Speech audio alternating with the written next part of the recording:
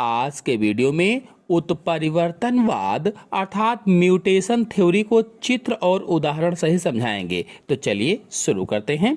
सन 1901 ईस्वी में हॉलैंड के वनस्पति शास्त्री हुगो डी व्रीज ने उत्परिवर्तनवाद प्रस्तुत किया। मोस्ट इंपॉर्टेंट क्वेश्चन है ये कि किसने दिया था? तो हुगो डी व्रीज ने उत्परिवर्तनवाद प्रस्तुत किया था। कब? तो सन 1901 में। इन्होंने सर्वप्रथम उत्परिवर्तन को इवनिंग संध्या प्रिमरोज नामक पौधे में देखा था। यह भी पूछा जाता है कि इन्होंने किस में उत्परिवर्तन को देखा? तो संध्या प्रिमरोज नामक पौधे में देखा था। बता दें कि हॉलैंड देश के बाग बगीचों और खेतों में एक जंगली पौधा उगता है। कहां पर? हॉलैंड देश के बाग बगीचों और खेतों में एक जंगली पौधा उगता है।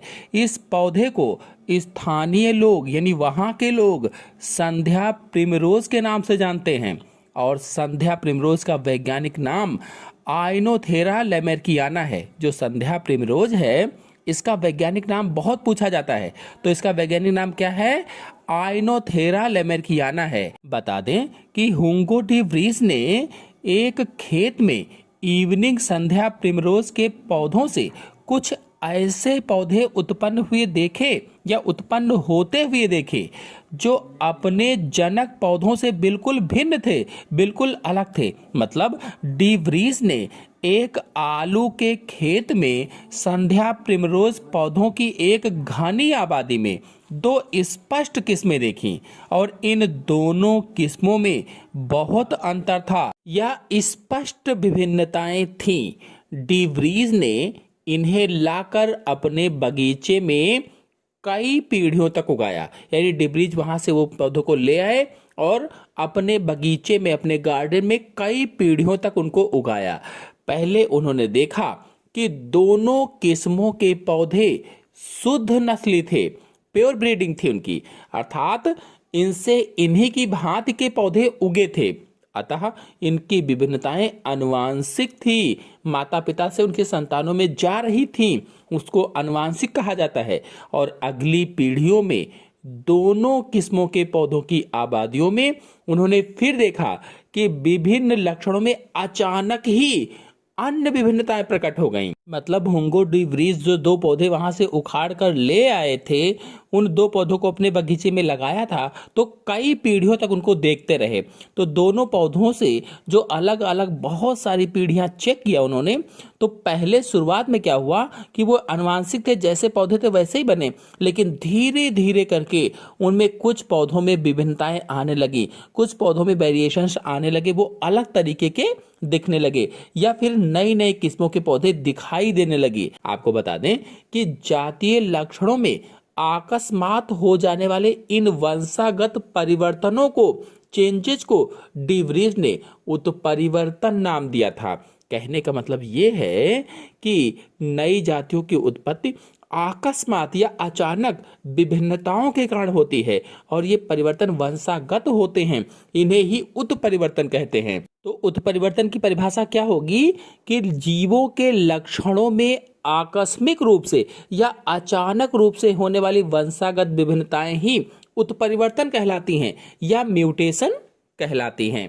आपको बता दें कि उत्परिवर्तन सिद्धांत निम्नलिखित तथ्यों पर आधारित है। यानी कि जो उत्परिवर्तन सिद्धांत है ये निम्नलिखित सिद्धांतों पर कार्य करता है या आधारित है। पहला है, नई जीव जातियों की उत्पत्ति छोटी छोटी क्रमिक विभिन्नताओं के पीढ़ी दर पीढ़ी संचय के कारण नहीं होती, वरन एक ही बार में स्पष्ट और स्थायी अचानक परिवर्तन के कारण होती है। अचानक होने वाले परिवर्तन ही मैंने बताया था उत्परिवर्तन होते हैं। तो इन्होंने कहा कि अचानक परिवर्तन के कारण नई जाति बन जाती है। कहने का मतलब ये है कि अचानक होने वाले उत्परिवर्तन के परिणाम स्वरूप ही नई जातियों का विकास होता है। फिर दूसरा है, उत्परिवर्तन निश्चित नहीं होते हैं, ये लाभदायक हानिकारक या निरर्थक हो सकते हैं। कहने का मतलब ये है कि उत्परिवर्तन अनिश्चित होते हैं, इसलिए कहा गया कि उत्परिवर्तन निश्चित नहीं होते हैं। मतलब उत्परिवर्तन अनिश्चित होते हैं, ये लाभदायक, हानिकारक या निरर्थक हो सकते हैं। यानी उत्परिवर्तन लाभदायक या यूजफुल भी हो सकते हैं, हानिकारक यानी हार्मफुल भी हो सकते हैं, दोनों प्रकार के हो सकते हैं।